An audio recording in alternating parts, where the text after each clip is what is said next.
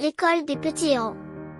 Au-dessus des nuages, là où le ciel devient rose au lever du soleil, se cache une école que peu de gens connaissent. On l'appelle l'école des petits héros.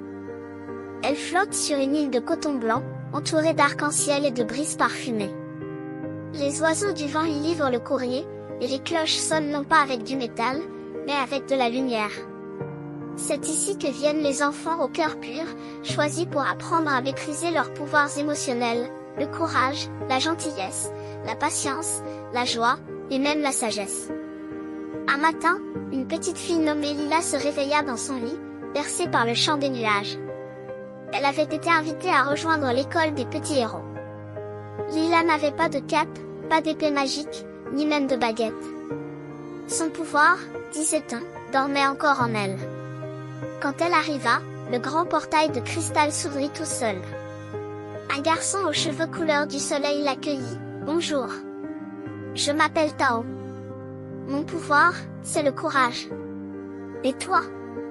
Lila rougit. Je ne sais pas encore. »« Alors, tu le découvriras ici, » répondit Tao en lui souriant. L'école était un endroit merveilleux. Le professeur Brume, un vieil homme au manteau d'argent, enseignait le calme. Il apprenait aux enfants à respirer quand la peur venait les chatouiller le cœur. Madame Soléa, la professeure de gentillesse, montrait comment un simple sourire pouvait illuminer une journée. Et Maître Airi, le directeur, flottait souvent au-dessus du sol. C'était lui qui disait, « Un vrai héros ne se bat pas contre les autres, mais contre ses propres colères. » Un jour, une grande épreuve fut annoncée, la traversée du nuage orageux. Tous les élèves devaient traverser une mer de nuages sombres sans perdre leur lumière intérieure. Tao s'élança le premier. Il tremblait, mais son cœur brûlait de courage. Puis ce fut au tour de Lila. Les éclairs faisaient peur, les vents hurlaient, et elle sentit ses larmes monter. Alors elle se souvint des mots de Maître Airi, « Écoute ton cœur avant d'écouter ta peur. » Elle ferma les yeux, respira, et laissa une douce lumière sortir de sa poitrine. C'était son pouvoir, la confiance en soi. Le nuage s'ouvrit devant elle comme une porte dorée. Le lendemain, toute l'école était en fête.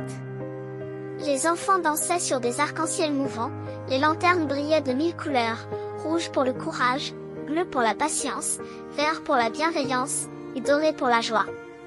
Maître Airi leva son bâton de lumière, « Chacun de vous possède un pouvoir unique.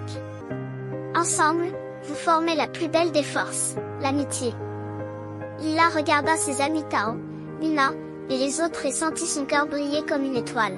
Elle comprit alors que devenir un héros, ce n'était pas sauver le monde tout seul, mais apprendre à aimer, à partager et à croire en soi.